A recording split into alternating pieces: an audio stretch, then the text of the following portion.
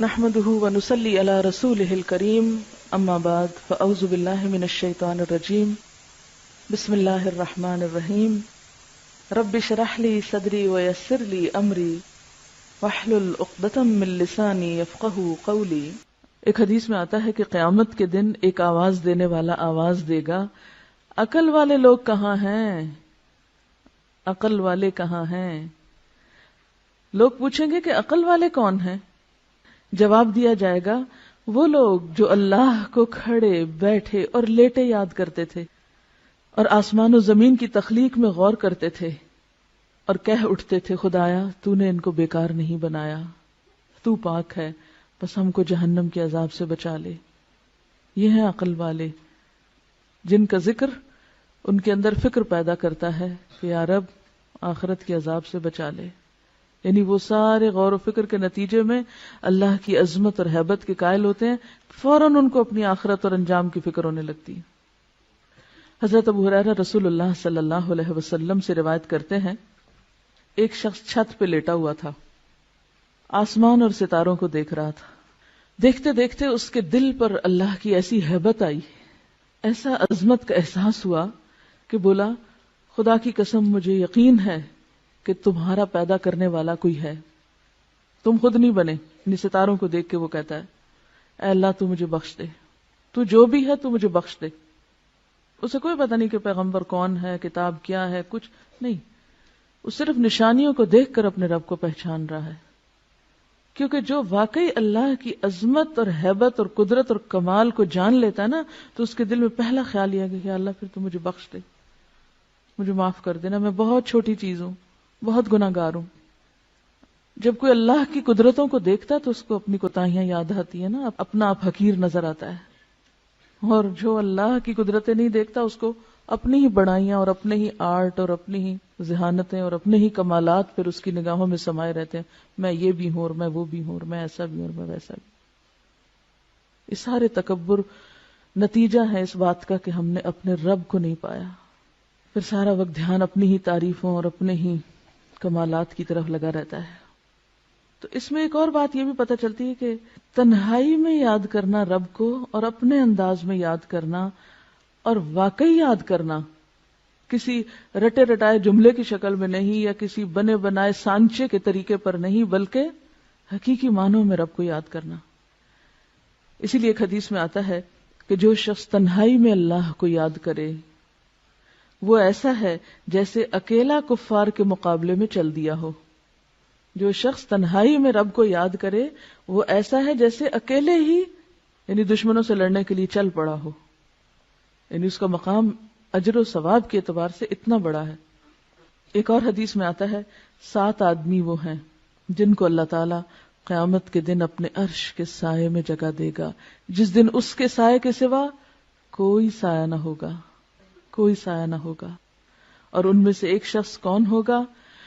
جو تنہائی میں اللہ کو یاد کرے اور اس کی آنکھوں سے آنسو بہہ پڑے، کوئی نہیں ہے اس کے پاس، اکیلا ہے۔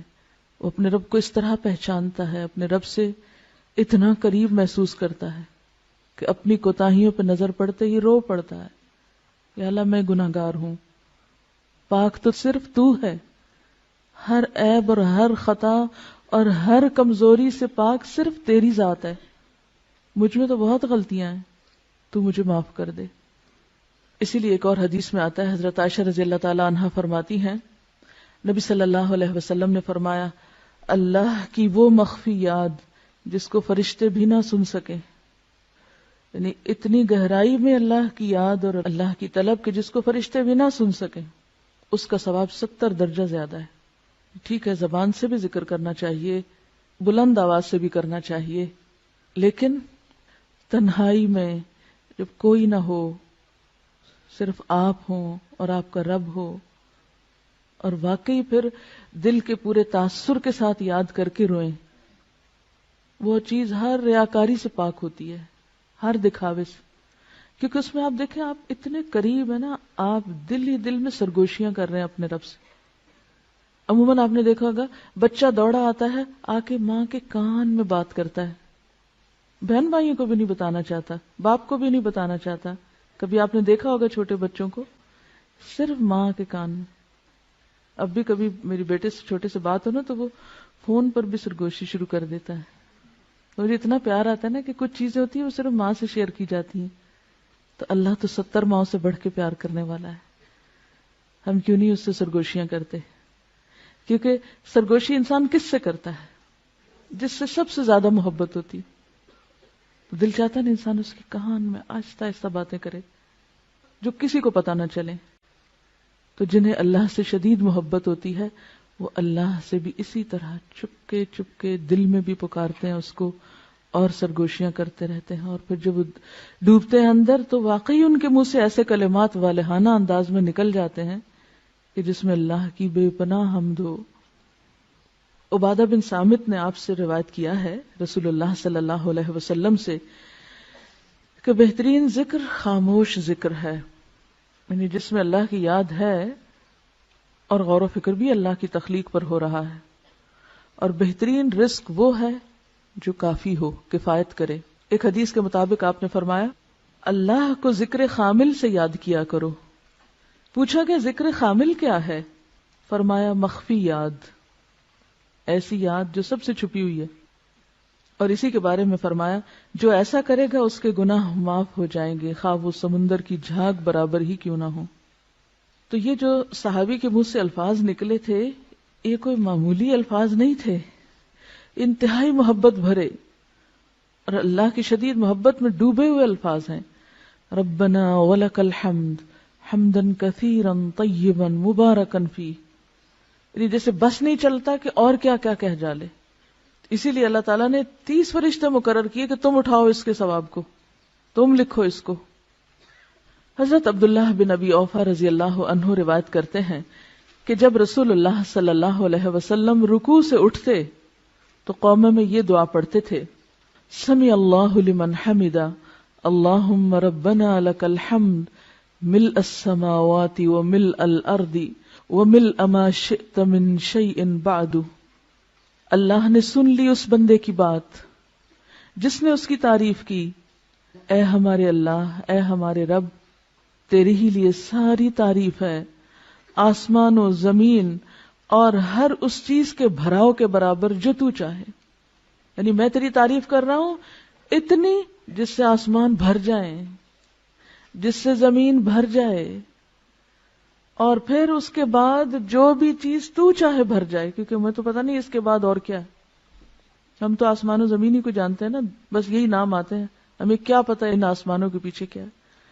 اور آپ نے بہت سی چیزیں ایسی پڑھی ہوگی کہ آج کے دور میں بھی جو لوگ کائنات کا مشاہدہ کرتے چلے جا رہے ہیں ان میں سے بعض نے تو بالکل گھٹنے ٹیک دیے کہ ہم جتنا آگے جا رہے ہیں ہماری جہالت میں اتنا اضافہ ہو رہا ہے. تو اسی لیے آپ صلی اللہ علیہ وسلم کس طرح اللہ کی تعریف کرتے تھے، وَمِلْءَ مَا شِئْتَ مِنْ شَيْءٍ بَعْدُ، کہ اللہ اس کے بعد اپنی تعریف سے تو جس چیز کو چاہے بھر دے، وہ تیرے علم میں ہے کہ وہ کیا کچھ ہے. حضرت ابو سعید خدری رضی اللہ عنہ فرماتے ہیں کہ رسول اللہ صلی اللہ علیہ وسلم جب اپنا سر رکوع سے اٹھاتے تو یہ دعا پڑھتے تھے ربنا لک الحمد ملء السماوات والارض وملء ما شئت من شيء بعد اهل الثناء والمجد احق ما قال العبد وكلنا لك عبد اللهم لا مانع لما اعطيت ولا معطي لما منعت ولا ينفع ذا الجد منك الجد. اے ہمارے پروردگار، ہر قسم کی تعریف صرف تیرے لیے ہے، آسمانوں اور زمین اور ہر اس چیز کے بھراؤ کے برابر، یعنی ہر وہ چیز بھر جائے جو تو چاہے. اور بندے نے جو تیری تعریف اور بزرگی کی وہ تیرے لائق ہے، وہ تجھے زیبا ہے. ہم سب تیرے ہی بندے ہیں. اے اللہ، کوئی روکنے والا نہیں اس چیز کو جو تو نے دی، اور کوئی دینے والا نہیں اس چیز کو جو تو نے روک دی. اور دولت مند کو دولت مندی تیرے عذاب سے نہیں بچا سکتی. کسی کی دولت اور دنیا کی نعمتیں اسے اللہ کے عذاب سے نہیں بچا سکتی. اللہ کو کسی کی دولت کی کوئی پرواہ نہیں. کس قدر خوبصورت الفاظ ہیں تعریف کے یہ، لیکن ہم اپنی لا علمی کی وجہ سے ان سے محروم ہیں. مجھے بھی تھوڑا ہی عرصہ پہلے یہاں 2 سال پہلے رمضان گزارنے کا اتفاق ہوا حرم میں، تو جو رات کے پچھلے پہر کی نماز ہوتی تھی اس میں دیکھتی تھی کہ رکوع پہ جاتے ہیں تو اٹھنے کا نام نہیں لیتے، سجدے میں جاتے ہیں تو دم گھٹنے لگتا، جان نکلنے لگتی، وہ سجدے سے سر نہ اٹھاتے، قومے میں کھڑے ہوتے تو دوبارہ لگتا بھول گئے ہیں نیچے جانا. تو میں کہتی تھی اتنا کیا پڑھتے ہیں. اس کے بعد مجھے تجسس ہوا اور یہ دعائیں پھر میں نے یاد کی. زندگی ایسے ہی گزر گئی، توجہ ہی نہیں کی اس طرف. ٹھیک ہے فرض نمازوں میں یہ سب کچھ، اور خصوصاً جب لوگوں کو نماز پڑھائی جا رہی ہو اس وقت یہ سب کچھ نہیں ہو سکتا اور نہ کرنا بھی چاہیے، کیونکہ یہ تو تنہائی میں نفل نماز میں اللہ کے ساتھ الگ ہو کر یا آخری رات کی نماز میں یہ راز و نیاز ہو سکتے ہیں. سبحانک اللہم و بحمدک اشہد ان لا الہ الا انت استغفرک و اتوب الیک. السلام علیکم و رحمۃ اللہ وبرکاتہ.